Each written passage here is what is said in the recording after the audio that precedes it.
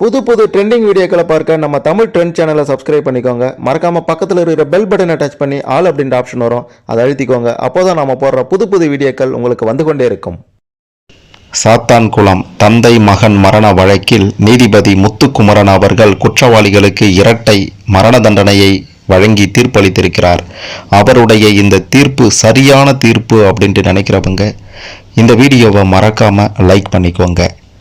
இந்த வீடியோவில் நம்ம என்ன பார்க்க போகிறோம் அப்படின்ட்டு கேட்டிங்கன்னா, ஜெயராஜ் பென்னிக்ஸ் இந்த இரண்டு பேரும் அப்படி என்னதான் தப்பு பண்ணாங்க, இவங்களுக்கு ஏன் இப்படி ஒரு முடிவு அப்படின்றத பற்றியும், அவங்க அந்த குற்றவாளிகள் அதை பண்ணாங்கன்னா நான் இதை கண்டிப்பாக பண்ணுவேன் அப்படின்ட்டு ஜெயராஜின் மகள் சொன்ன திடுக்கிடும் உண்மைகளை பற்றியும், மிக மிக முக்கியமாக அந்த காவலர்களுக்கும் இவங்களுக்கும் என்னதான் பிரச்சனை, நீதிபதி அவர்கள் சொன்ன திடுக்கிடும் உண்மைகளை பற்றியும், இந்த விவகாரத்தில் இந்த குற்றவாளிகள் பார்த்தீங்கன்னா அதிரடி முடிவு ஒன்றை எடுத்திருக்காங்க அப்படின்ற தகவலும் வெளியாகி இருக்கின்றது.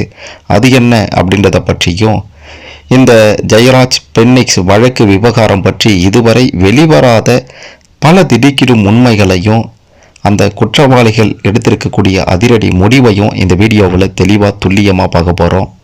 கடைசி வர பார்த்தீங்கன்னா எல்லாமே உங்களுக்கு புரியும். சரி, வாங்க வீடியோக்குள்ளார போகலாம். தூத்துக்குடி மாவட்டம் சாத்தான்குளத்தை சேர்ந்த 59 வயதான ஜெயராஜ், இவருடைய மகன் 31 வயதான பென்னிக்ஸ், தந்தை மகன் இருவரும் சாத்தான்குளம் பஜாரில் செல்போன் விற்பனை மற்றும் பழுது பார்க்கக்கூடிய கடை வைத்திருந்தாங்க. கடந்த 19/6/2020 கொரோனா ஊரடங்கு அமல்ல இருந்த காலகட்டம் அது. அப்போது இரவில் நீண்ட நேரம் கடையை திறந்து வைத்திருந்ததாக கூறி சாத்தான்குளம் போலீசார் தந்தை மகன் இருவரையும் விசாரணைக்காக காவல் நிலையம் அழைத்து சென்றாங்க. அன்று இரவு போலீசார் விசாரணையில் 2 பேரையும் கடுமையாக தாக்கியிருக்காங்க. இதனால காயமடைந்த தந்தை மகன் இருவரும் மறுநாள் கோவில்பட்டி கிளை சிறையில் அடைக்கப்பட்டாங்க. சிறையில் அடைத்த 5 மணி நேர இடைவெளியில் தந்தையும் மகனும் இறந்துட்டாங்க. இந்த சம்பவம் தமிழகத்தையே உலுக்கி இருந்தது. இதில் உரிய நடவடிக்கை எடுக்கணும் அப்படின்ட்டு அரசியல் கட்சியினரும் சாத்தான்குளம் பகுதி வணிகர்களும் பொதுமக்களும் அப்போது போராட்டம் நடத்தினாங்க. இது தொடர்பாக கோவில்பட்டி கிழக்கு காவல் நிலையத்தில் சந்தேக மரணமாக வழக்கு பதிந்து விசாரணை நடந்தது. காவல்துறையினரினுடைய விசாரணையில் திருப்தி இல்லாததால ஐகோர்ட் மதுரை கிளை உத்தரவின் பேரில் 29/6/2020 இந்த வழக்கு சிபிஐக்கு மாற்றப்பட்டது. ஜூலை 7ஆம் தேதி சிபிஐ விசாரணையை தொடங்கியது. சிபிஐ போலீசார் இதை கொலை வழக்காக பதிவு செய்து அப்போதைய சாத்தான்குளம் காவல் நிலைய இன்ஸ்பெக்டர் ஸ்ரீதர், எஸ்ஐக்கள் பாலகிருஷ்ணன், ரகு கணேஷ், சிறப்பு எஸ்ஐ பால்துரை, போலீஸ்காரர்கள் முருகன், முத்துராஜ், சாமத்துறை, செல்லத்துறை, தாமஸ் பிரான்சிஸ், வெயிலுமுத்து ஆகிய 10 பேரை கைது செய்து மதுரை மத்திய சிறையில் அடைத்தாங்க. விசாரணையின் போது சிறப்பு எஸ்ஐ பால்துரை இறந்துட்டாரு. இதனால மற்ற 9 பேர் மீதான வழக்கின் விசாரணை மதுரை 1வது கூடுதல் மாவட்ட நீதிமன்றத்தில் நடந்தது. 21/12/2020 முதல் மதுரை முதன்மை மாவட்ட நீதிமன்றத்தில் நடந்த இந்த வழக்கு விசாரணை 18/2/2021 மதுரை 1வது கூடுதல் மாவட்ட நீதிமன்றத்திற்கு மாற்றப்பட்டது. 6 ஆண்டாக இங்கு விசாரணை நடந்து வந்தது. இந்த வழக்கில் பெண் போலீஸ்காரர்கள் பியூலா, ரேவதி, எஸ்ஐ ரவிச்சந்திரன் ஆகியோரின் சாட்சியம் மிக மிக முக்கியமானதாக இருந்தது. 100க்கும் மேற்பட்ட சாட்சிகளிடம் விசாரணை நடந்தது. இந்த வழக்கில் சிபிஐ தரப்பில் முதல் கட்டமாக 2027 பக்கங்கள், 2ஆம் கட்டமாக 400 பக்கங்கள் கொண்ட குற்றப்பத்திரிகையும் தாக்கல் செய்யப்பட்டிருந்தது.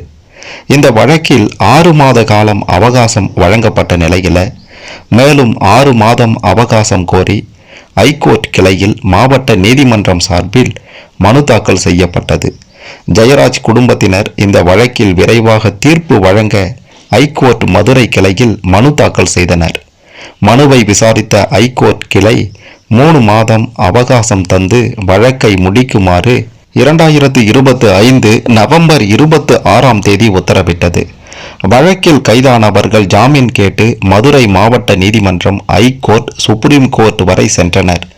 ஆனால் அனைத்தும் தள்ளுபடியாகியது. இந்த வழக்கை மதுரை மாவட்ட நீதிமன்றத்தில் இதுவரை 4 நீதிபதிகள் விசாரித்திருக்காங்க. இந்த வழக்கை இறுதியாக விசாரித்து தீர்ப்பு அளித்தவர்தான் நீதிபதி ஜி முத்துக்குமரன் அவர்கள். அனைத்து தரப்பு வாதங்கள் மற்றும் குறுக்கு விசாரணை என அனைத்தும் கடந்த 2026 மார்ச் 16ஆம் தேதி முடிந்த நிலையில் மார்ச் 23ஆம் தேதி தீர்ப்பு வழங்கப்படும் என அறிவித்தார். இந்த வழக்கில் மார்ச் 23இல் தீர்ப்பளித்த நீதிபதி ஜி முத்துக்குமரன் அவர்கள் 9 பேர் மீதான குற்றம் நிரூபிக்கப்பட்டிருக்கின்றது. எனவே 9 பேரும் குற்றவாளிகள் என தீர்மானிக்கப்படுகின்றது. இந்த வழக்கில் அனைத்து தரப்பு விசாரணைகளையும் பார்க்கும்போது குற்றம் சாட்டப்பட்ட அனைவரும் குற்றவாளிகள் என இந்த நீதிமன்றம் தீர்ப்பளிக்கின்றது. வழக்கில் முதல் குற்றவாளியான ஸ்ரீதர் வழக்கு விசாரணையின் போது ஆதார் ஆவணங்களை திருத்தி நீதிமன்றத்தில் தாக்கல் செய்துள்ளார். இது குறித்து தனியாக விசாரிக்கப்படும். காவல்துறையை சேர்ந்த 9 பேருக்கும் இவர்கள் செய்த குற்றத்திற்காக என்ன தண்டனை வழங்கலாம், இவர்களின் முந்தைய நடத்தை என்ன என்பது குறித்து ஒன்றிய மாநில அரசுகளின் தொடர்புடைய அதிகாரிகள் மார்ச் 30ஆம் தேதிக்குள் அறிக்கை தாக்கல் செய்ய வேண்டும்.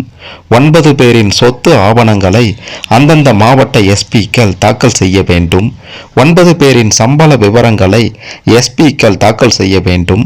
தண்டனை விவரங்கள், இழப்பீடு அந்த ஆவணங்களின் அடிப்படையில் முடிவு செய்யப்படும் என கூறி மார்ச் 30ஆம் தேதிக்கு ஒத்திவைத்து உத்தரவிட்டிருந்தார். மார்ச் 30ஆம் தேதி விசாரணைக்கு வந்தபோது ஒன்றிய அரசின் அறிக்கைக்காக ஏப்ரல் 2ஆம் தேதிக்கு ஒத்திவைத்தார். அன்றைய தினம் விசாரணைக்கு வந்தபோது 9 பேருக்கான தண்டனை குறித்து அனைத்து தரப்பு வாதம் நடந்த நிலையில் 6ஆம் தேதிக்கு ஏப்ரல் 6ஆம் தேதிக்கு பார்த்தீங்கன்னா ஒத்திவைத்திருந்தார். இதனையடுத்து இந்த வழக்கு நீதிபதி ஜி முத்துக்குமரன் முன்னிலையில் ஏப்ரல் 6ஆம் தேதி மீண்டும் விசாரணைக்கு வந்தது. அப்போது குற்றவாளிகள் என ஏற்கனவே அறிவிக்கப்பட்ட 9 பேரும் பலத்த போலீஸ் பாதுகாப்புடன் அழைத்து வரப்பட்டு நீதிமன்றத்தில் ஆஜர்படுத்தப்பட்டனர். இதனை அடுத்து ஏப்ரல் 6ஆம் தேதி மாலை 9 பேருக்குமான தண்டனை விபரத்தை நீதிபதி வாசித்தார். காவல் நிலையத்தில் வைத்து இருவரும் காவல்துறையினரால் சித்திரவதை செய்யப்பட்டு இறந்து போயிருக்கின்றனர். இருவரும் நிராயுதபாணியாக இருந்தபோதும் இரவு முழுவதும் காவல் நிலையத்தில் வைத்து தாக்கியிருக்காங்க. இருவரும் வியாபாரிகள், சமூகத்தில் நல்ல அந்தஸ்தில் இருப்பவர்கள். அவர்கள் மீது எந்த குற்ற வழக்கும் இல்லை. குற்றவாளிகளை சார்ந்து குடும்பம் உள்ளது என்பதால் தண்டனையை குறைக்க வேண்டும் என்பதை ஏற்க இயலாது. தண்டனையை அவர்கள் செய்த குற்றத்தின் தன்மையை பொறுத்தே தீர்மானிக்க வேண்டும். குற்றவாளிகள் தங்களின் அதிகாரத்தை துஷ்பிரயோகம் செய்துள்ளதால் கடுமையான குற்றமாகவே கருத வேண்டும். பொதுமக்கள் பணத்தில் அரசு ஊதியம் பெற்றவர்கள் பொருளாதார அழுத்தத்தையோ மன அழுத்தத்தையோ காரணமாக கூற முடியாது. சட்டத்தை காக்க வேண்டியவர்களை குற்ற செயலில் ஈடுபட்டுள்ளார்கள். வேலியே பயிரை மேய்ந்து அதிகார துஷ்பிரயோகம் செய்துள்ளனர். தந்தை மகன் இருவர் மீதும் பொய் வழக்கு போடப்பட்டுள்ளது என்பது நிரூபணமாகியுள்ளது. எங்கு அதிகாரம் உள்ளதோ அங்கு பொறுப்பு அதிகமாக இருக்க வேண்டும். சட்ட திட்டங்களை காற்றில் பறக்கவிட்டு காவல்துறையினர் செயல்பட்டுள்ளனர். இரக்கமின்றி அடித்ததை கொடூரமாகவே பார்க்க வேண்டும்.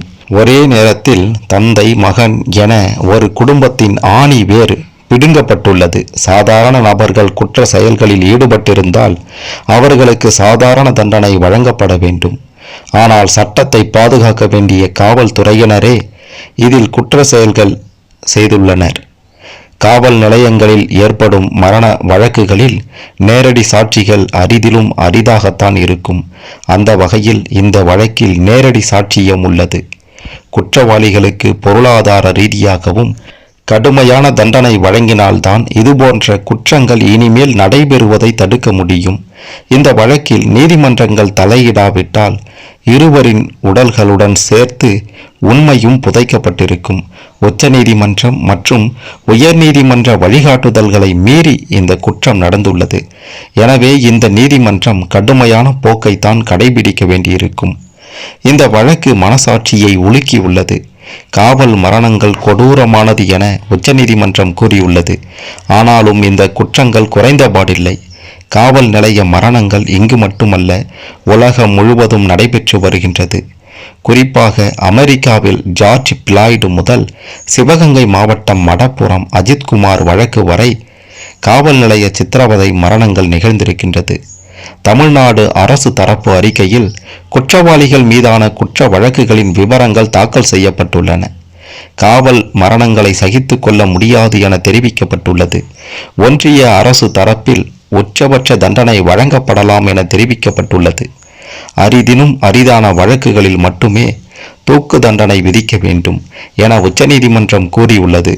ஆயுள் தண்டனை விதிப்பதா தூக்கு தண்டனை விதிப்பதா என கேள்வி வரும்போது அரிதினும் அரிதான வழக்குகளில் ஆயுள் தண்டனை போதுமானது அல்ல எனும்போதும் எதிரி திருந்த வாய்ப்பில்லை எனும்போதும் தூக்கு தண்டனை விதிக்கலாம் என விதிகள் கூறுகின்றது.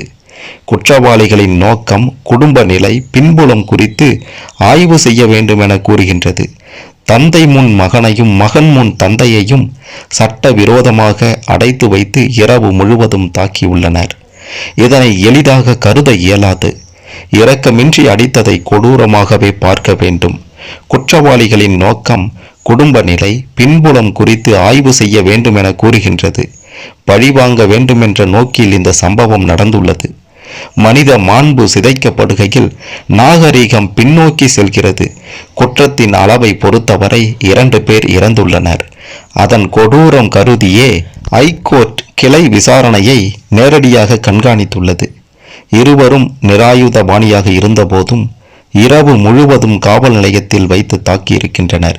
குற்றவாளிகள் நல்ல அறிவு வளர்ச்சியுள்ளவர்கள், படித்தவர்கள். ஆகவே இதனை சாதாரண குற்றமாக கருத இயலாது. குற்றவாளிகள் அதிகார துஷ்பிரயோகம் செய்துள்ளதால் கடுமையாக குற்றமாக கருத வேண்டும். காவல்துறையினர் பொதுமக்களை பாதுகாக்க வேண்டும். அவர்களால் சாமானியர்கள் பாதிக்கப்படுகையில் உரிய நடவடிக்கை எடுக்கப்பட வேண்டும் என உச்சநீதிமன்றமும் கூறியிருக்கின்றது.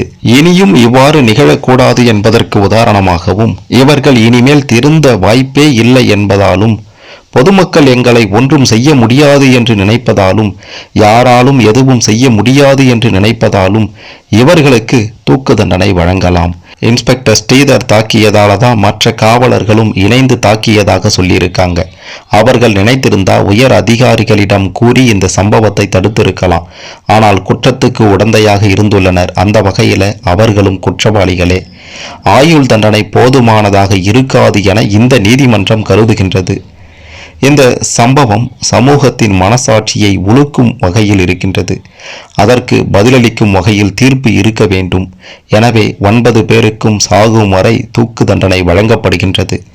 அபராத தொகையான 1,02,65,000 செலுத்த தவறினால் வருவாய்த்துறை பறிமுதல், சட்டப்படி குற்றவாளிகளுக்கு சொந்தமான சொத்துக்களை பறிமுதல் செய்தோ அவர்களது ஜிபிஎஃப் தொகை மற்றும் பென்ஷன் திட்ட தொகைகளில் இருந்தோ தமிழ்நாடு அரசு வசூலிக்க வேண்டும். அபராத தொகையை பாதிக்கப்பட்டோரின் குடும்பத்திற்கு இழப்பீடாக வழங்கப்பட வேண்டும் என தீர்ப்பளித்த நீதிபதி தீர்ப்பை வாசித்து முடித்ததும் தீர்ப்பு எழுதிய அந்த பேனாவின் முள் முனையை உடைத்தார்.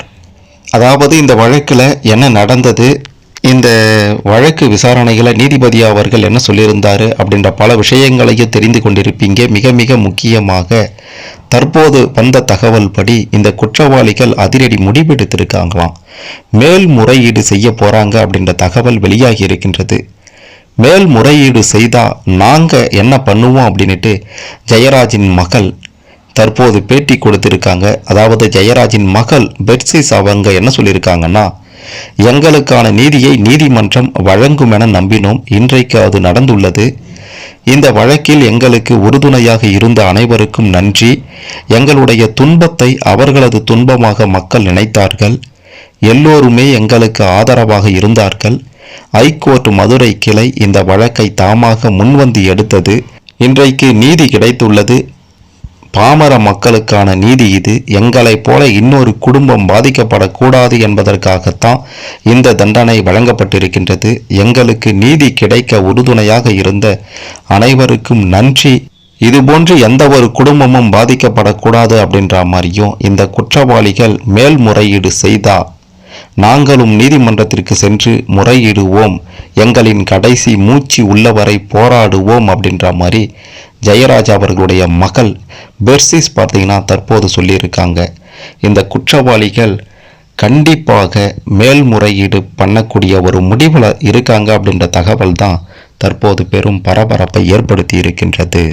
மிக மிக முக்கியமாக இந்த 9 குற்றவாளிகளுக்கும் இரட்டை மரண தண்டனை விதிக்கப்பட்டிருக்கக்கூடிய நிலையில் யார் யாருக்கு எவ்வளவு காலம் சிறை, அதாவது இரட்டை மரண தண்டனையோட எவ்வளவு காலம் சிறை, எவ்வளவு அபராதம் விதிக்கப்பட்டிருக்கின்றது அப்படின்றத பற்றி பார்க்கும்போது, முதல்ல இன்ஸ்பெக்டர் ஸ்ரீதருக்கு இரட்டை மரண தண்டனை 21 ஆண்டுகள் சிறை 24.10 லட்சம் அபராதம் விதிக்கப்பட்டிருக்கின்றது.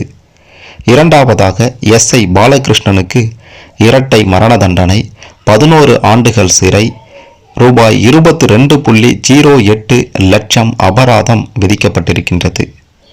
அடுத்ததாக எஸ்ஐ ரகு கணேஷ், இவருக்கு இரட்டை மரண தண்டனை 18 ஆண்டுகள் சிறை 5.30 லட்சம் அபராதம் விதிக்கப்பட்டிருக்கின்றது. அடுத்ததாக ஏட்டு முருகன், இவருக்கும் இரட்டை மரண தண்டனை 11 ஆண்டுகள் சிறை 10.10 லட்சம் அபராதம் விதிக்கப்பட்டிருக்கின்றது. அடுத்ததாக காவலர் சாமதுரை, இவருக்கும் இரட்டை மரண தண்டனை 8 ஆண்டுகள் சிறை 2.25 லட்சம் அபராதம் விதிக்கப்பட்டிருக்கின்றது. அடுத்ததாக ஏட்டு முத்துராஜா, இவருக்கும் இரட்டை மரண தண்டனை 11 ஆண்டுகள் சிறை 3.30 லட்சம் அபராதம் விதிக்கப்பட்டுள்ளது. அடுத்ததாக காவலர் செல்லதுரை, இவருக்கும் இரட்டை மரண தண்டனை 8 ஆண்டுகள் சிறை 14.44 லட்சம் அபராதம் விதிக்கப்பட்டுள்ளது. அடுத்ததாக காவலர் தாமஸ் பிரான்சிஸ், இவருக்கும் இரட்டை மரண தண்டனை 11 ஆண்டுகள் சிறை 10.54 லட்சம் அபராதம் விதிக்கப்பட்டுள்ளது. அடுத்து கடைசியாக காவலர் வெயிலுமுத்து, இவருக்கும் இரட்டை மரண தண்டனை 8 ஆண்டுகள் சிறை 10.54 லட்சம் அபராதம் விதிக்கப்பட்டுள்ளது. இந்த சாத்தான்குளம் வழக்கில் என்ன நடந்தது, இவங்களுக்கு எப்படி தீர்ப்பு அளிக்கப்பட்டது, மிக மிக முக்கியமாக தற்போது குற்றவாளிகள் எடுத்திருக்கக்கூடிய அதிரடி முடிவு என்ன, மேல்முறையீடு செய்ய போகிறாங்க அப்படின்ற மாதிரியான பல விஷயங்களும் வெளியாகி இருக்கின்றது. இந்த தீர்ப்பை பற்றி நீங்கள் என்ன நினைக்கிறீங்க? உங்களுடைய கருத்துக்களை மறக்காமல் கமெண்ட்டில் பதிவு செய்யுங்க.